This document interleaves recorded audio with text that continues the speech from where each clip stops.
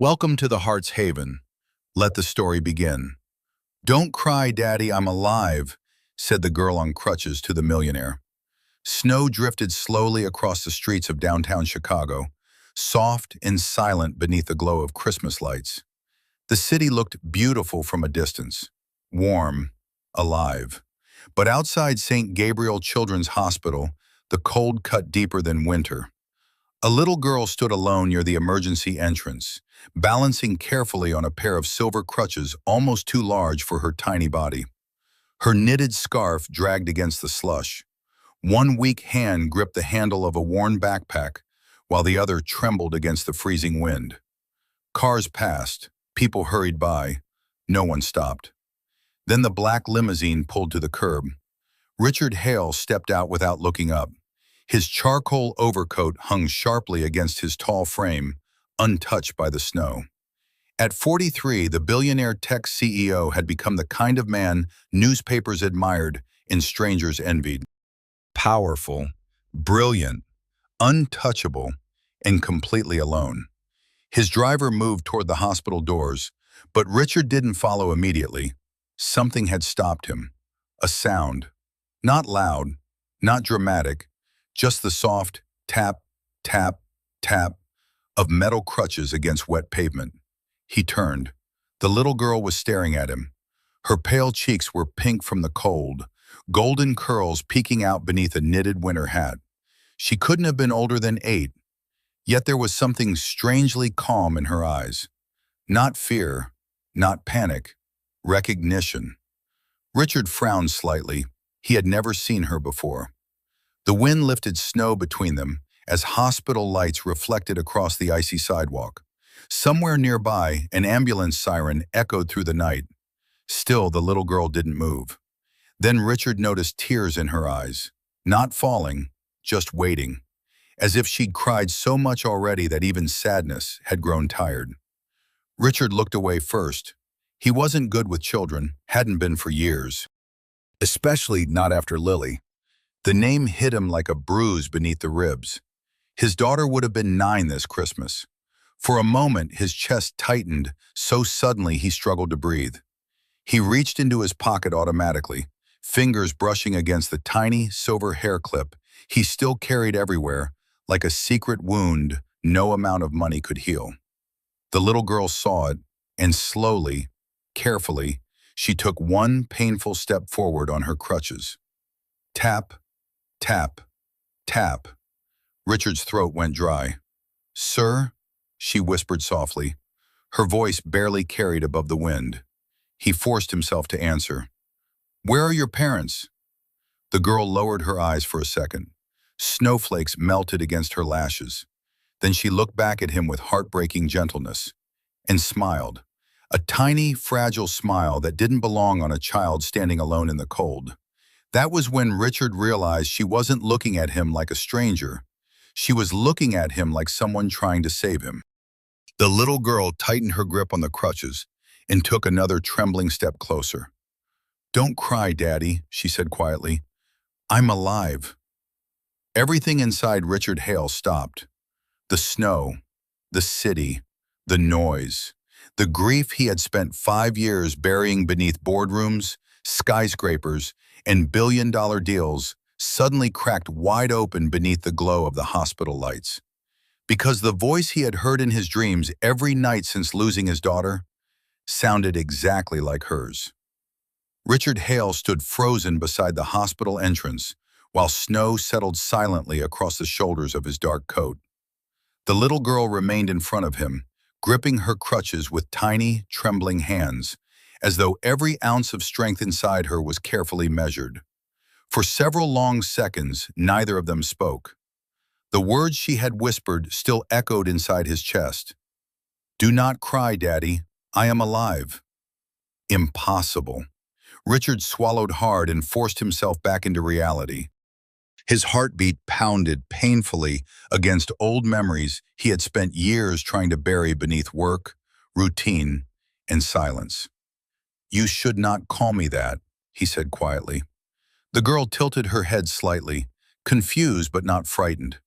Her blue eyes reflected the hospital lights like tiny pieces of winter glass. "I know," she answered softly. "I am sorry."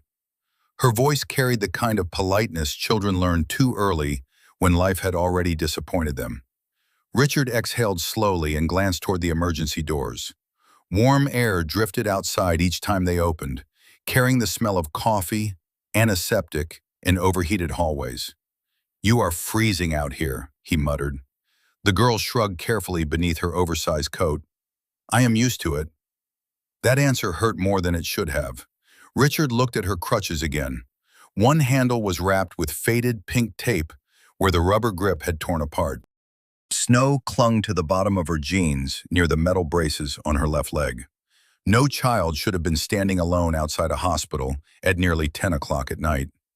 "Where is your family?" he asked. The girl lowered her eyes. "My mom is upstairs," she whispered. "She had surgery this morning." Something inside Richard tightened. "And nobody came with you?" She shook her head once. "I waited all day." Her small voice cracked slightly. "But I think everybody forgot." The wind swept harder through the street. This time, Richard noticed how badly her hands were shaking. Without thinking, he removed his leather gloves and handed them to her. The little girl blinked in surprise. "Oh, I cannot take those." "You can," Richard said gently. For the first time in years, his voice no longer sounded like the cold executive the world knew. The girl slowly slipped on the oversized gloves. They nearly swallowed her hands whole. A tiny smile appeared at the corners of her mouth. "Thank you, mister." Richard almost corrected her. Almost. Instead, he looked away toward the city skyline rising beyond the hospital parking lot. Snow blurred the tops of the buildings into soft, white shadows. Chicago looked beautiful in winter, but loneliness always looked beautiful from far away. "What is your name?" he finally asked. "Lily Brooks." The air left his lungs. Lily. His fingers tightened instinctively at his sides. For a second, he genuinely wondered if grief had finally broken something inside him. The little girl noticed the expression on his face immediately. "Are you okay?" she asked. Richard nodded too quickly. "Yes." But he was not even close. Because years ago, before the funeral flowers, before the empty penthouse, before he became a man who measured life in quarterly earnings and sleepless nights, there had been another Lily. A little girl with golden curls. A little girl who used to run laughing through the halls of his house in warm socks every Christmas morning. A little girl he could not save. Richard forced himself back to the present as snow continued falling around them. The child in front of him shifted her weight painfully against the crutches. He noticed how exhausted she looked now, how carefully she tried to hide the discomfort in her leg. "You should be inside," he said quietly. Lily hesitated. Then, almost shyly, she asked, "Would you maybe walk with me?" Richard stared at her for a long moment. Then slowly, very slowly, the man who had spent 5 years avoiding every emotional attachment in his life reached for the hospital door beside her. And together, they stepped out of the cold. The warmth inside St. Gabriel Children's Hospital wrapped around Richard Hale the moment the glass doors closed behind them. After the bitter Chicago wind outside, the lobby almost felt unreal. Soft yellow lights reflected across polished floors. Nurses moved quietly between hallways, carrying clipboards and paper cups of coffee. Somewhere in the distance, a child laughed weakly at a cartoon playing on a mounted television. Beside him, Lily Brooks adjusted her crutches carefully as melted snow dripped from the ends onto the tile floor. Tap, tap, tap. Richard noticed how slowly she moved now that she no longer had adrenaline keeping her upright. Each step looked deliberate, practiced, exhausting. "You have been standing outside this whole time?" he asked. Lily nodded. "I did not want my mom to wake up alone." The sentence landed softly, but it stayed with him. Richard glanced toward the elevators. "What floor?" "7," she answered. "Cardiac recovery." For a moment, he could not move. Cardiac. His late wife had spent her final days on the seventh floor of another hospital 5 winters ago. Different building, same smell, same fluorescent silence that somehow made grief feel even colder. Richard shoved his hands into the pockets of his coat as they walked slowly toward the elevators together. Lily looked up at him carefully. "You seem sad here." "I am fine." She gave him a tiny look that children save for adults who were obviously lying. "No, you are not." The honesty almost made him laugh. Almost. The elevator doors opened with a soft chime. Inside, warm, instrumental Christmas music played quietly through hidden speakers. Richard stood beside Lily as the doors slid shut around them. 7 floors. 7 years of loneliness. It felt strange how grief could turn numbers into ghosts. Lily suddenly lost her balance slightly when the elevator shifted upward. Instinctively, Richard reached out to steady her arm. Her fingers wrapped around his sleeve for only a second. But that second cracked something open inside him. She was so small, too small to carry this much worry alone. When the elevator opened onto the 7th floor, the hallway stretched ahead in muted shades of blue and white.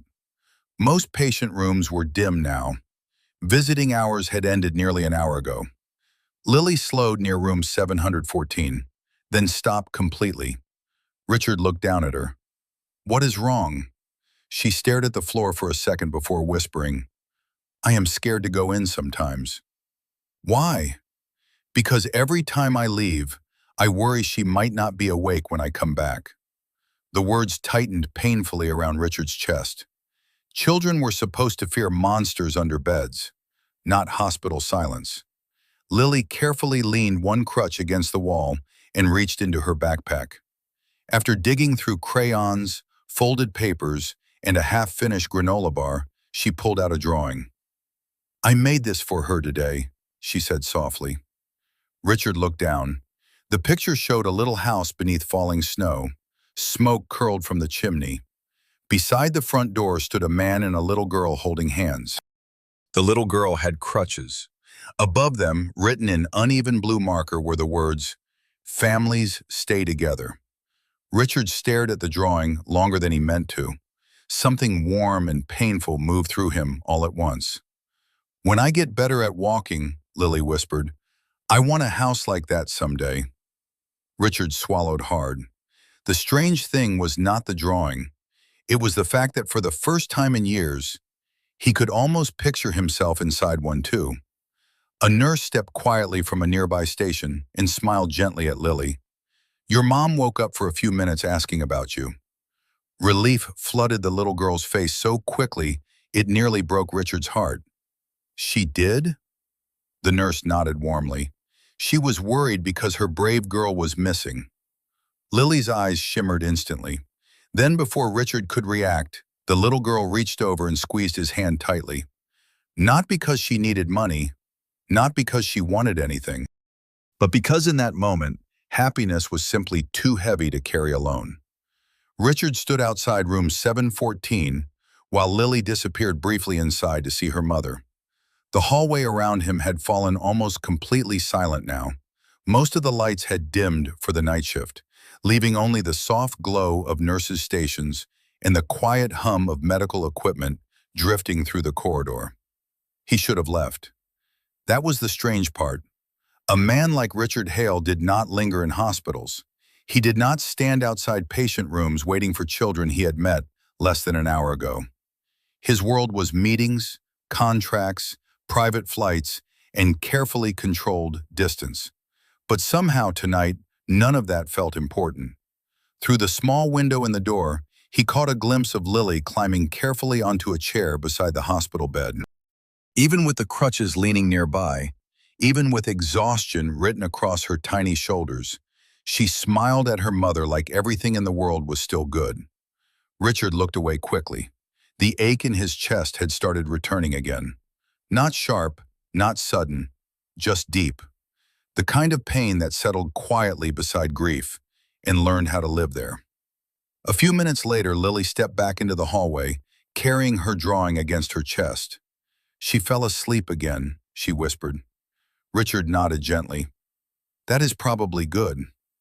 Lily looked tired now, the kind of tired children tried to hide because they did not want adults worrying about them. Her stomach growled softly. She immediately looked embarrassed. Richard blinked once, then glanced toward the elevator. Have you eaten dinner? The silence answered for her. 20 minutes later, they sat together in the nearly empty hospital cafeteria while snow continued falling outside the large glass windows. Most of the chairs had already been stacked upside down on tables for cleaning. A tired employee wiped down counters near the coffee machines while Christmas music played softly through old ceiling speakers. Lily sat across from Richard with a bowl of chicken noodle soup and a cup of hot chocolate topped with melting whipped cream. She stared at the tray like she still could not believe it belonged to her. You do not have to keep thanking me, Richard said quietly after her fifth thank you. I know, she answered, but my mom says kindness should always be noticed. That sentence stayed with him. Lily wrapped both hands carefully around the hot chocolate cup. The oversized leather gloves he had given her earlier still swallowed half her fingers. They smell expensive, she admitted. Richard actually laughed under his breath. The sound surprised both of them. Lily's eyes widened slightly. Oh, you do know how to smile. I did not realize I forgot. You kind of did. Again, that honesty. Children had a way of speaking directly into places adults spent years hiding. Richard watched snow drift beyond the cafeteria windows, while Lily slowly ate her soup. You come here every day alone? He finally asked. She nodded. After school, sometimes I stay until security tells me visiting hours are over. And then? My neighbor watches me at night if she is home. Lily paused. If not, I stay by myself. Richard frowned slightly. How old are you?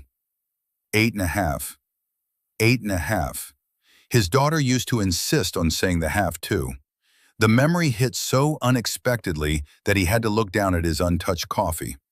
Lily noticed immediately. You miss someone, she said softly. Richard did not answer. For a long moment, only the distant sound of silverware and soft Christmas music filled the room. Then Lily carefully reached into her backpack again. This time she pulled out a small, folded photograph with worn edges. There, she said gently. That helps me sometimes. Richard took the picture slowly. It showed Lily standing beside her mother outside this same hospital months earlier. Both were smiling despite the obvious exhaustion in their faces. On the back, written in faded blue ink, were the words, "Even broken hearts can still become homes." Richard stared at the sentence as something inside him quietly unraveled. Because for the first time in years, sitting across from a little girl with crutches and melting hot chocolate, the loneliness inside him no longer felt permanent. By the time Richard Hale drove Lily back to St. Gabriel Children's Hospital from the cafeteria parking structure, the snow had grown heavier. Thick white flakes drifted across the windshield beneath the glow of downtown streetlights, softening the city into silence. Inside the car, warmth hummed gently through the leather seats. Lily sat carefully in the back beside her crutches, staring out the window as though Chicago looked different tonight. Less lonely. Richard glanced at her through the rearview mirror while stopping at a red light. You should probably be sleeping, he said quietly. Lily smiled faintly. You sound like my mom. Something about those words settled deeply into him. The car fell silent again, but unlike the silence in Richard's penthouse, this one did not feel empty. It felt peaceful. When they reached the hospital entrance, Richard's driver hurried out with an umbrella. But before anyone could open Lily's door, Richard stepped out first. Cold wind swept instantly across his face. He opened the back door carefully and offered his hand without thinking. Lily accepted it naturally, as though she already trusted him. Tap, tap, tap. The sound of her crutches echoed softly beside them as they crossed the sidewalk together. Inside the lobby, the night receptionist smiled warmly at Lily. Well, look who finally found someone to keep her company. Lily looked shyly toward Richard. He bought me soup. And hot chocolate. the receptionist added with a knowing grin. Richard shook his head slightly, almost embarrassed by how strange this all felt. The receptionist lowered her voice gently. Her mother had another rough evening earlier. Lily tries very hard not to let her see how scared she gets. Richard's expression shifted immediately. Without realizing it, he looked toward Lily. She was pretending not to hear, pretending to be brave. Again. A few minutes later, they returned to the 7th floor together. Most hallway lights had dimmed completely now, leaving pools of soft golden light along the corridor. Room 714 stood slightly open. Lily slowed her steps. Richard noticed her fingers tightening around the crutches. "You okay?" he asked softly. She nodded, though not very convincingly. Then quietly, almost too quietly to hear, she whispered, "Sometimes I worry she will stop smiling." Richard did not know why that sentence hurt so much. Maybe because he remembered the moment his own wife stopped smiling in hospital rooms, like this one. Maybe because fear always sounded unbearable when spoken by children. Lily carefully stepped inside. Richard remained near the doorway at first, uncertain whether he belonged there. Then he saw the woman lying in the hospital bed, pale, exhausted, but awake. Her eyes slowly turned toward Lily first, then toward Richard. And suddenly, everything inside him froze. Because even after all these years, he recognized her immediately. Emma Brooks, the woman he had once planned to marry, the woman he had lost long before he lost everything else. Emma stared at him in complete disbelief, her breathing catching softly. "Richard?" she whispered. The room became unbearably still. Lily looked between them, confused. "You know each other?" Neither adult answered right away. Because some moments do not arrive loudly. Sometimes they arrive quietly and change your entire life before you even understand they have begun. Richard Hale could not breathe for a moment. The hospital room around him blurred softly beneath fluorescent lights and the steady rhythm of heart monitors. Snow continued drifting outside the 7th-floor windows, but inside room 714, time itself seemed to stop. Emma Brooks stared at him from the hospital bed as though she had seen a ghost. Older now, tired, but still unmistakably Emma. The same warm brown eyes, the same gentle voice that once made crowded college hallways feel like home. Lily looked back and forth between them with growing confusion. "Wait, you really know each other?" Emma swallowed carefully before answering. "Yes," she whispered, "a long time ago."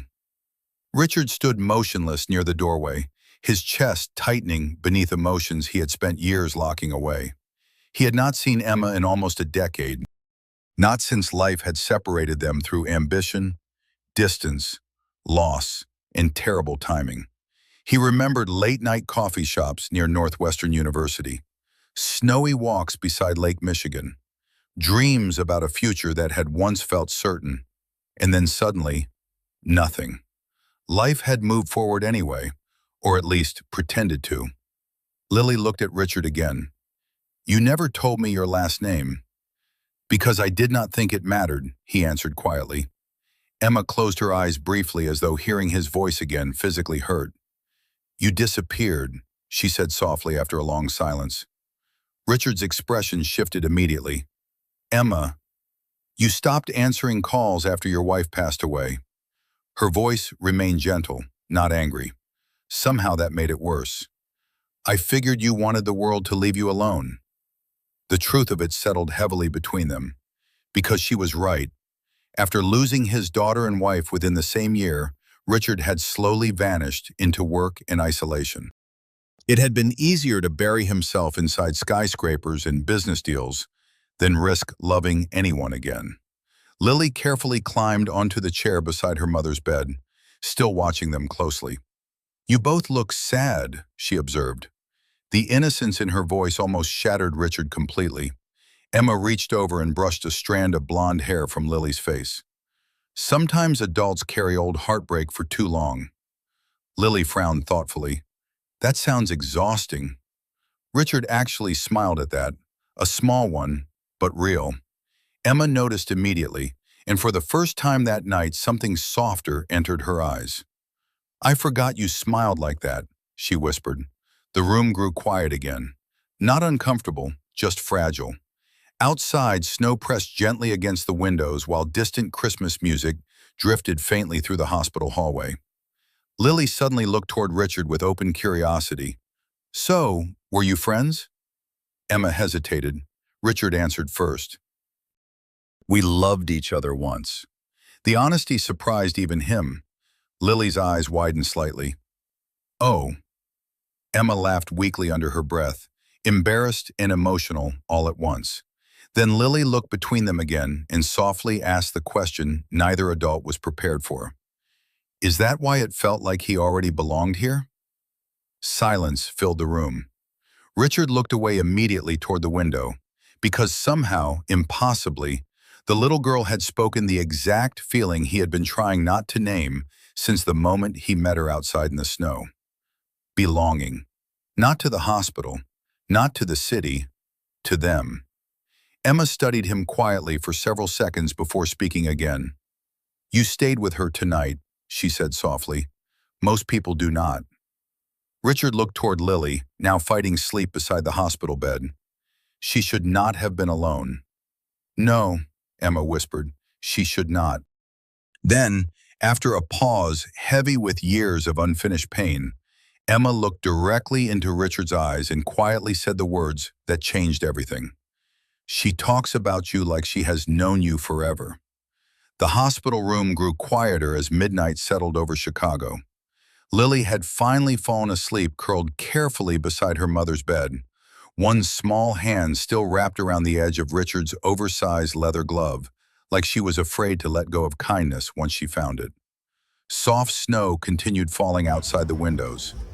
Inside room 714, the only sounds were the faint heartbeat monitor and the distant wheels of nurses' carts moving through the hallway. Richard stood near the window with his hands in his coat pockets, staring out at the city lights below.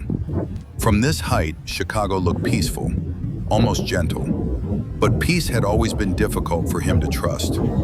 Behind him, Emma watched quietly from the hospital bed. "You still disappear into silence when something hurts," she said softly. Richard lowered his eyes. Some things never changed. "I did not know how to survive any other way," he admitted. Emma studied him carefully, seeing through the polished billionaire exterior the same exhausted man she once knew years ago. "You love them very much," she whispered.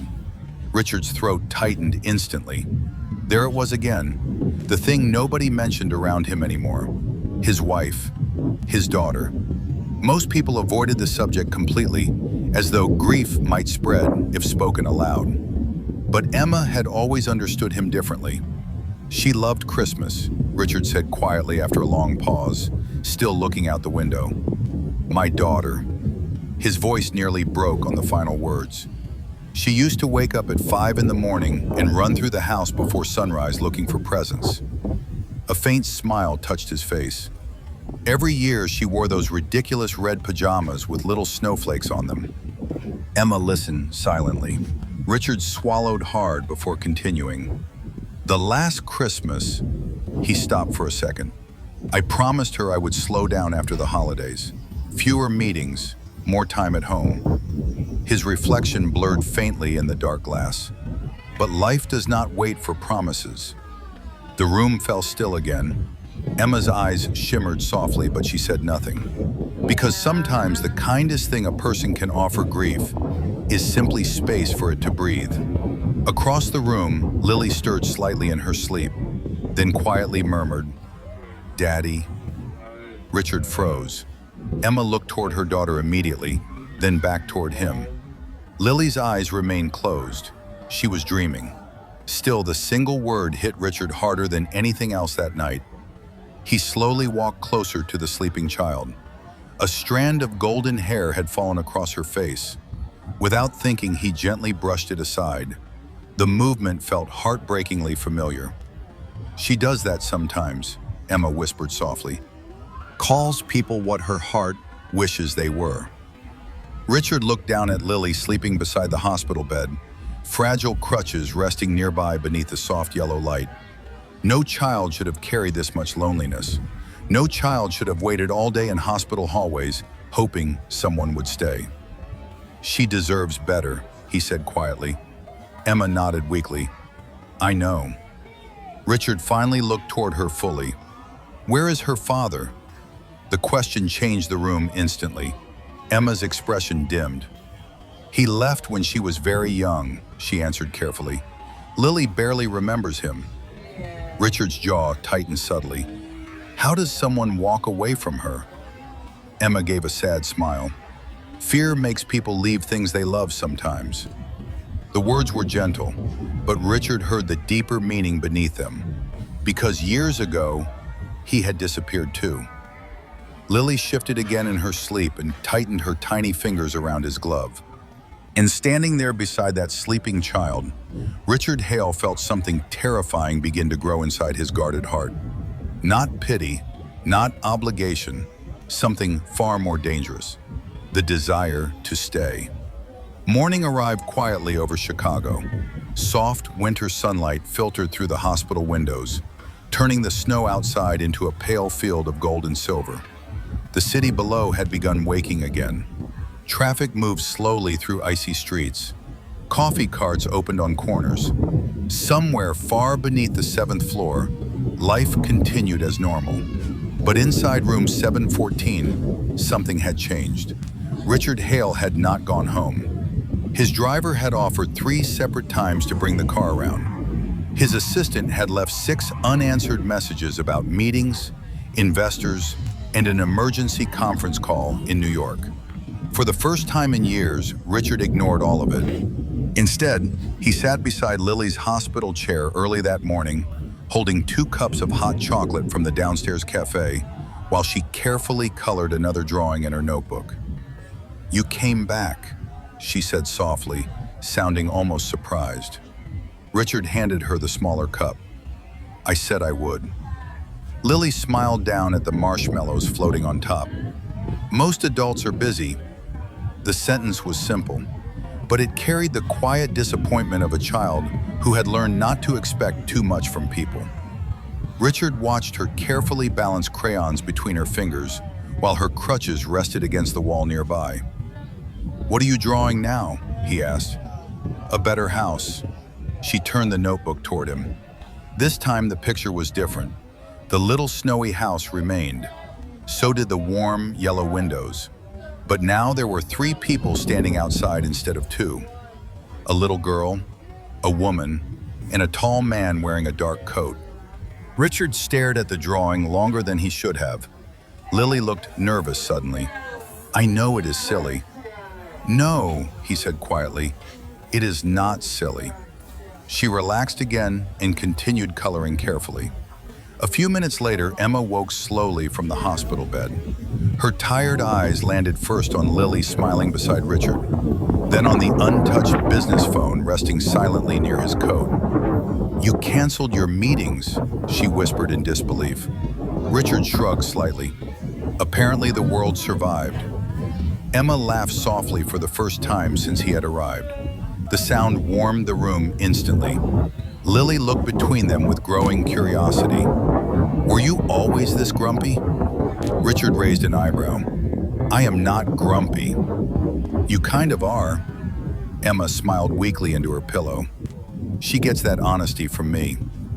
The 3 of them fell into comfortable silence after that. Not forced, not awkward, just peaceful. Then Lily suddenly looked toward Richard with the same serious expression children used before asking questions adults were not prepared for. "If my mom gets better," she asked softly, "would you still visit us?" Richard opened his mouth, but no words came immediately, because somewhere between the snow outside, the hospital lights, the hot chocolate, and the tiny hand that kept reaching for his, this place had stopped feeling temporary. And for the first time in years, the thought of leaving hurt more than the thought of staying. 3 months later, Chicago stood wrapped in the soft glow of late winter. The snow had finally begun melting along sidewalks and rooftops, leaving the city shining beneath pale February sunlight. Inside Richard Hale's penthouse overlooking Lake Michigan, warmth-filled rooms that had once known only silence. Laughter echoed through the kitchen. Small footsteps crossed polished wooden floors. And beside the fireplace, leaning carefully against the wall, stood a familiar pair of silver crutches wrapped with faded pink tape. Richard paused in the hallway for a moment just to listen. It still amazed him sometimes, how quickly loneliness could lose its grip once love finally found the courage to stay. In the living room, Lily sat cross-legged on the carpet, surrounded by crayons, blankets, and scattered drawings, while Emma rested comfortably nearby beneath a soft, cream-colored throw blanket. Her recovery had been slow, but hopeful, and hope, Richard had learned, was sometimes the strongest medicine people could give each other. "Do not peek yet," Lily warned loudly from the floor. Richard lifted both hands in surrender. "I am not peeking." "You are definitely peeking." Emma laughed softly from the couch. "He has always been terrible at surprises." Richard looked toward her, smiling in a way that no longer felt unfamiliar. The sadness inside him had not disappeared completely. Grief rarely vanished forever, but it no longer owned every room he entered. Lily finally held up her newest drawing proudly. It showed the same snowy little house from the hospital picture months ago. Only now the windows were brighter. The little girl no longer stood alone, and above the front door, written in careful blue letters, were the words, "Families stay." Richard stared at the drawing quietly, while emotion tightened unexpectedly in his chest. Lily looked suddenly nervous again. "Do you like it?" Before he could answer, Emma reached gently for his hand beside the couch. "You gave her something she stopped believing in," she whispered. Richard looked down at Lily, at the tiny girl who had entered his life on crutches beneath falling snow and somehow taught a broken man how to come back to life. Slowly, he walked across the room and knelt beside her. Then very carefully, he took the drawing into his hands like it was something priceless. "Lily," he said softly, his voice thick with emotion, "this might be the most important thing anyone has ever given me." Her blue eyes shimmered instantly. "Really?" Richard nodded. "Really." For a second, Lily simply stared at him. Then she suddenly wrapped her arms around his neck as tightly as she could. And this time, when she whispered the word, "Daddy," against his shoulder, Richard Hale did not break apart from grief. He closed his eyes, held her gently, and finally let himself believe something he thought life had taken from him forever. That even broken hearts could still become homes.